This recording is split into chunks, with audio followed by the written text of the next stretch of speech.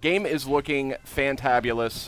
Look at that foliage. Yeah. Remember Yeah. when everyone used to talk about foliage, and it was like a big foliage, like arms It's all race? foliage and Yeah. water. You guys won that arms race based Well, on what I'm thank you. seeing here. Welcome back to PlayStation Underground. Today, we're going to be taking a look at Crash Bandicoot, the Insane Trilogy. Specifically, we're taking a look at Crash 3 Warped, the third and final game in this trilogy. I'm joined by my friend and compatriot, Sid Schumann. Why, hello. And we're also joined by Dan Tengway from Vicarious Visions. That's right. I almost said Vicarious Visions, with like the way that I messed it up earlier. Got a real problem with that word. That's a really tough word for me. So let's dive on into some gameplay here, and we can start talking about all kinds of stuff. So this is obviously the long-awaited remaster, remake, something yeah. of. So this is a remaster.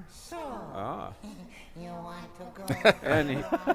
And here's a good example of We'll see who is obsolete. remastered cinematic. I got to say, though, I mean, I feel like you're selling yourself slightly short calling it a remaster because I've never seen anything kind of to this level. Right.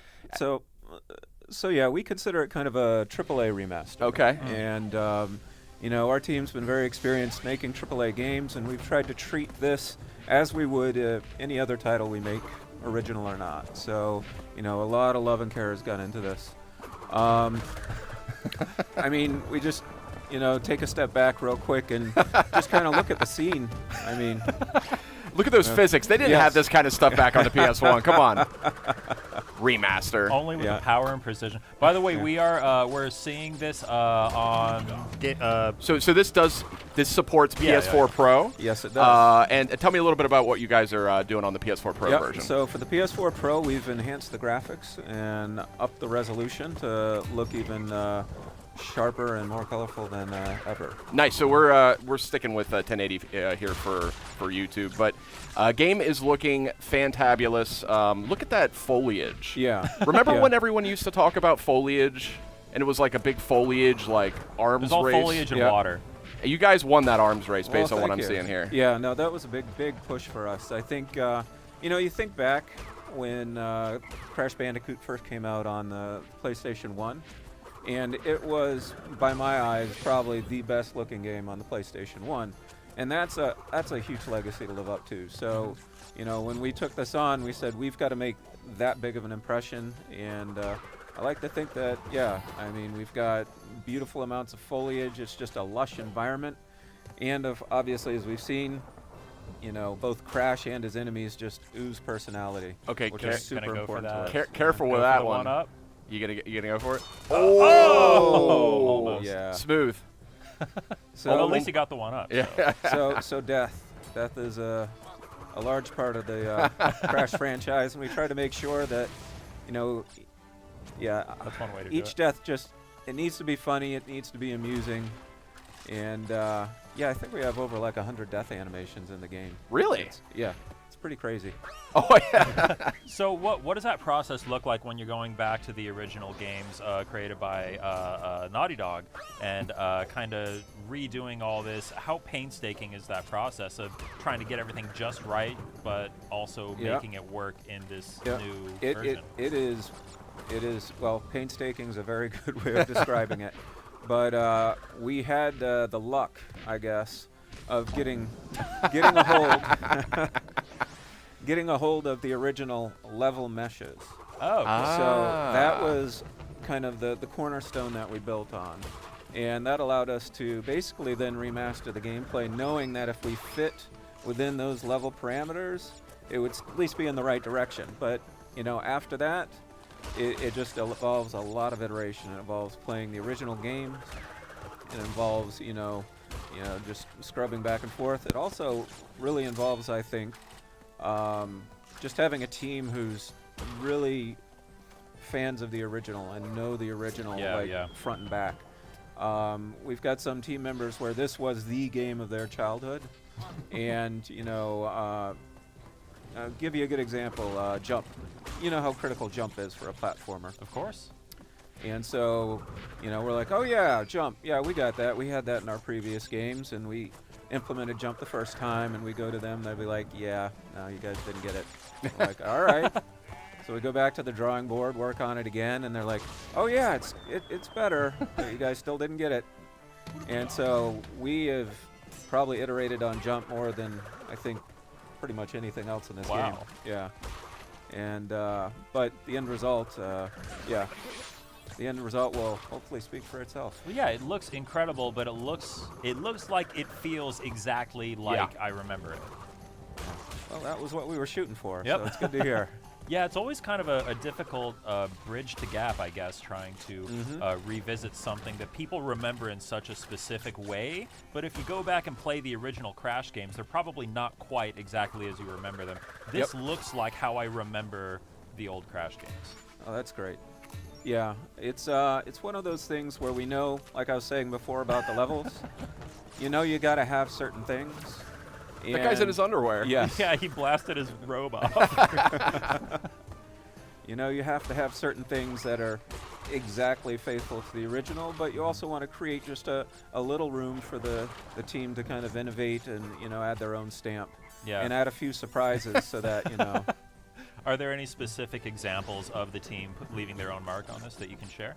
Certainly. I mean, you know, we can take kind of a large example. When we looked at the two-headed ogre dude, you know, he was swinging giant turkey clubs instead of, you know, regular clubs. And that was just a flourish that the art team thought would be funny. Oh.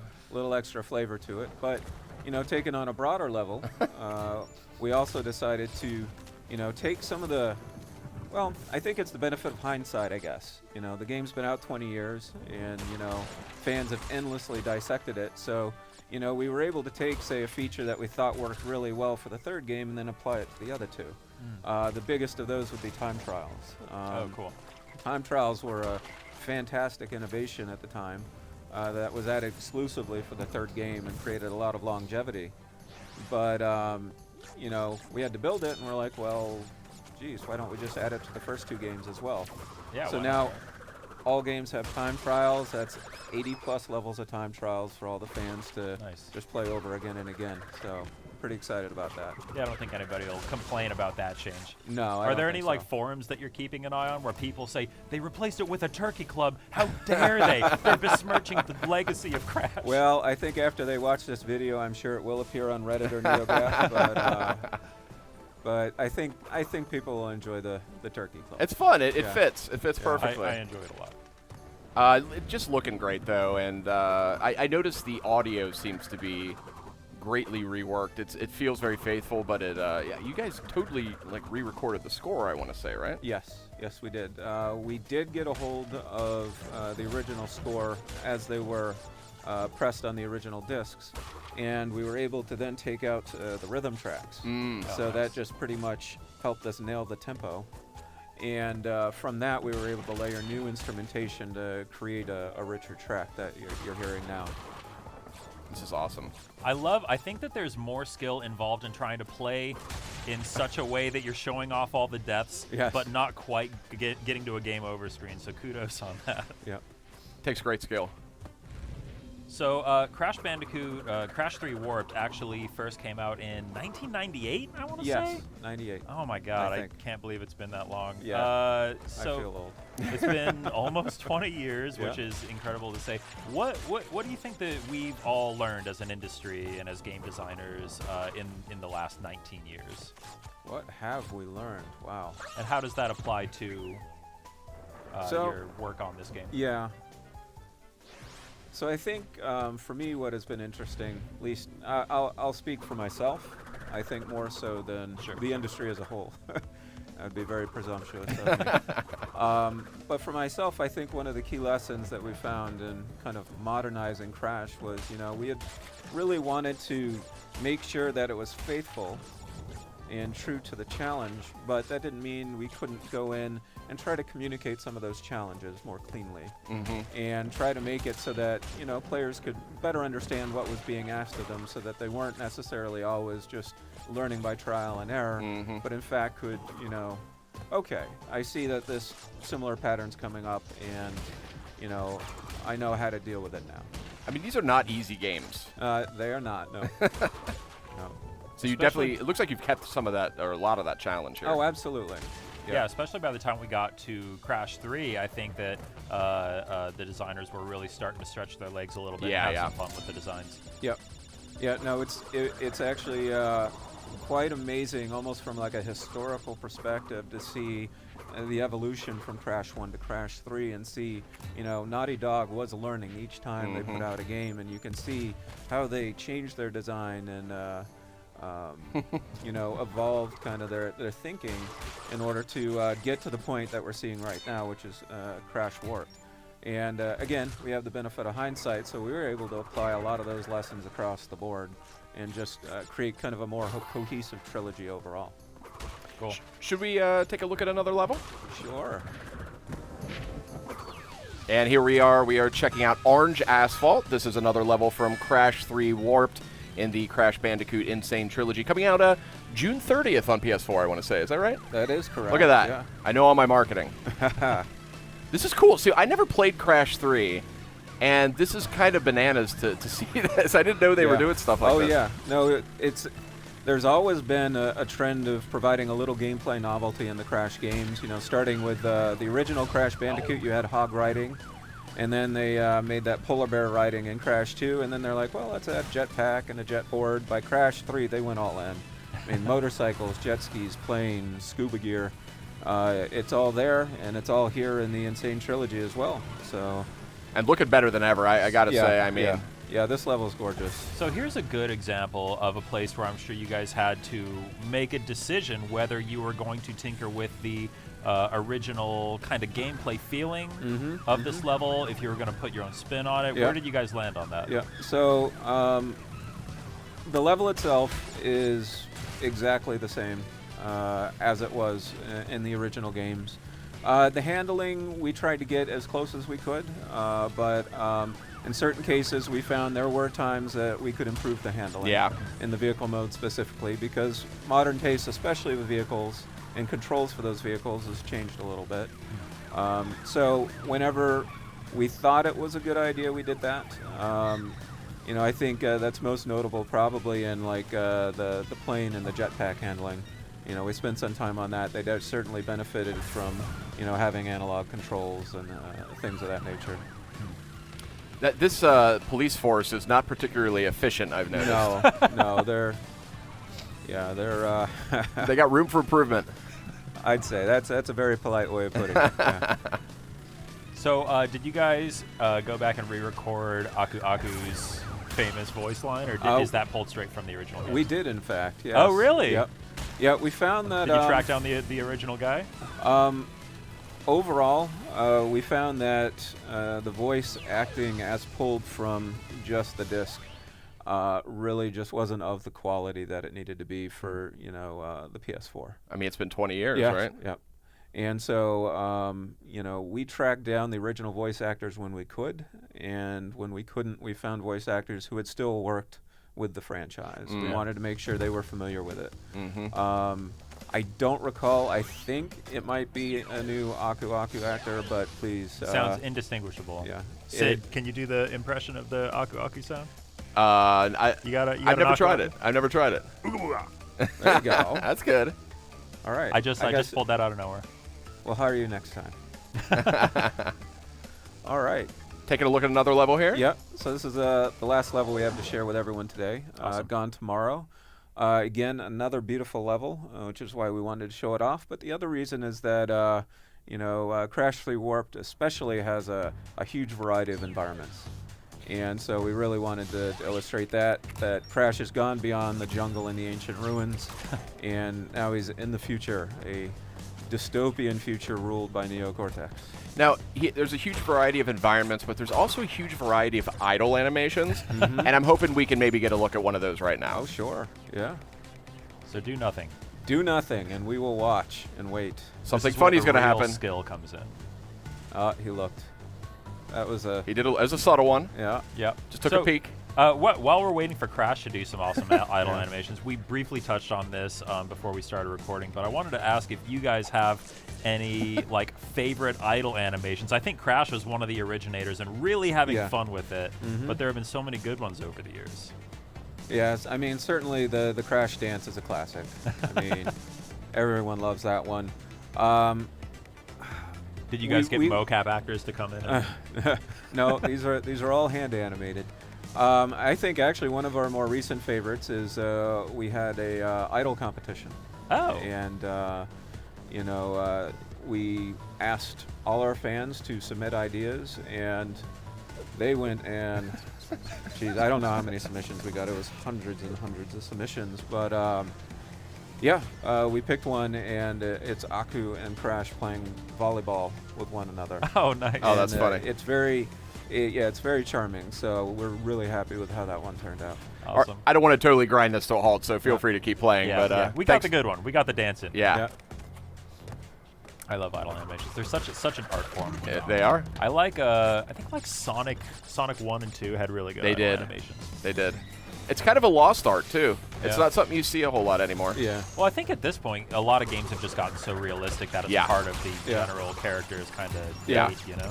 It Yeah. used to be a primary way of, sort of communicating the personality of the Yeah. character. Well, I think a lot of that's also evolved into emotes and dances and things That's like true. that too. That's true. Good analysis there. Yeah. This is a little daunting. This looks like maybe one of the more difficult levels. Yes, this is taken from toward the end of the game. So, actually, it's a good point to illustrate here is that Crash 3 was also the first game to introduce Crash's power moves. Ah. And so he's got his, supercharged body slam, but actually we're seeing good use of the fruit bazooka at this point. Bam. And that certainly helps make sure that Crash can take out some of the more difficult enemies at distance. That's huge. So, did you guys go back and work with Naughty Dog at all when you were putting this all together, just for guidance, or did they generally trust you to get it right? Sony, we certainly have worked with you guys quite a bit. But Naughty Dog actually said that they would give us our space to make this Oh, cool. remaster. And what we did as a courtesy before we showed it off at PSX last year was we brought that demo to them. Oh, great. And they sat down and said they loved it. And right before we actually are now showing this to the public, we sat down with Naughty Dog again, and yeah, Oh, they had a that's great great. time with it. So I guess it gets a big orange thumbs up from Naughty Dog, which is awesome. And we're thrilled because, I mean, we really wanted to make sure we were doing right by Naughty Dog's creation here. This is where it all began. Yep. Well, actually, it didn't. They were around before that too. They did a lot of other games, but Yeah. this is, I think, what really, Yeah, I think really Crash got them on the really map. Kind of put Yeah. them on the map, yeah. Crash It was looks kind of great. like the first mascot I remember PlayStation ever really having. Yep. I mean, it was central to PlayStation's identity, at least in the United States, Yep. for the first several years. Yeah. You guys have that big orange bodysuit around the office somewhere? It is sitting in somebody's office right now, yes. We have it. With People a have asked me to megaphone. wear it, but from what I've heard, it's a little uncomfortable to wear. So, I mean, that thing's like it's priceless. yeah, no, it. When I saw that in person, it did tug my heartstrings a little bit. Yeah, it's like Yeah. it's like George Washington's wooden teeth, or Betsy Ross's like original flag or something. Yeah. You gotta put that in a museum. Look at all the nice reflections and Yep. stuff. Ooh. Yeah, that was something actually that the original game did that our engine did not do, Interesting. and we were like, oh, geez, I guess we got to put reflections in our game. So, Really? yeah. It was like just like that. You're like, well, we got to have these reflections. That's the level of detail that this has to be as people remember it. and Wow. People remember reflections, so I feel like reflections are really hard to get right, too. Even a lot of modern games have a hard time with it. they do. Yeah. No expense spared. Yep. Now, one thing that the original game didn't have that we decided to put in, which we've touched on in the past, is fur. And that was something where basically, I don't know, we were probably on our maybe 4th or 5th version of the Crash model, and we knew something just wasn't right about him. Just didn't seem right. Mm-hmm. And we eventually said, yeah, no, we've got to write a fur shader for Crash. And really it's just because, the rest of the environment, we had planned to be so detailed, but, Crash just didn't feel detailed enough. And so we implemented the first shader, and I think it's turned out fantastic. Yeah, he looks really good.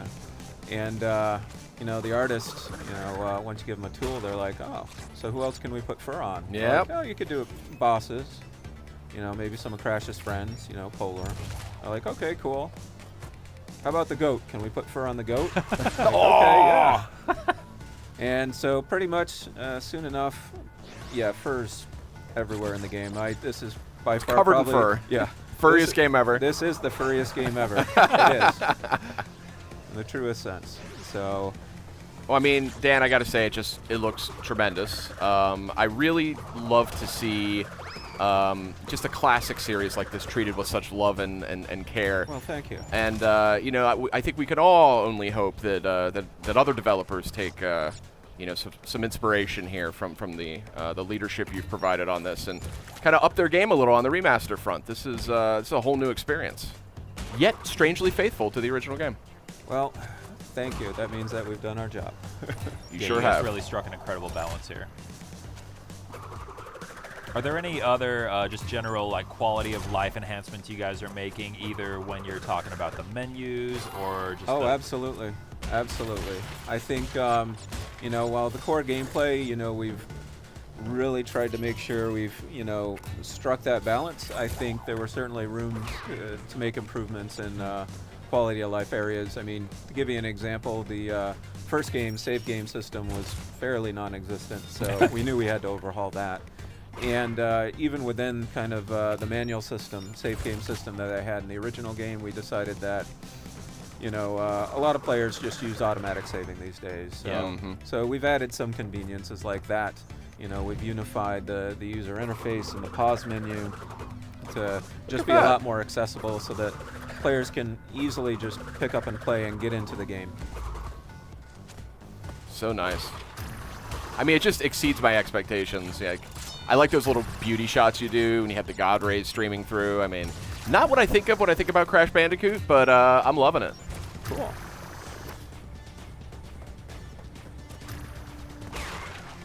All right, we are almost at the end. Time for the big finish. Come on, you got it. And there we are. Nice.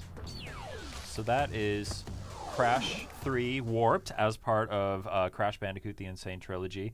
Anything we missed? Anything else you want to make sure we talk about here? I want to say to the PlayStation fans, you know, thank you, I guess. I mean, basically, it was their desire to, you know, really see a Crash remaster that kind of gave us this opportunity to make it. So we're excited to get it into their hands come June 30th.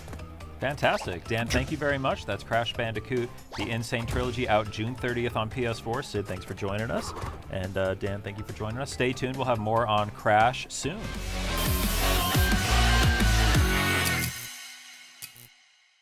PlayStation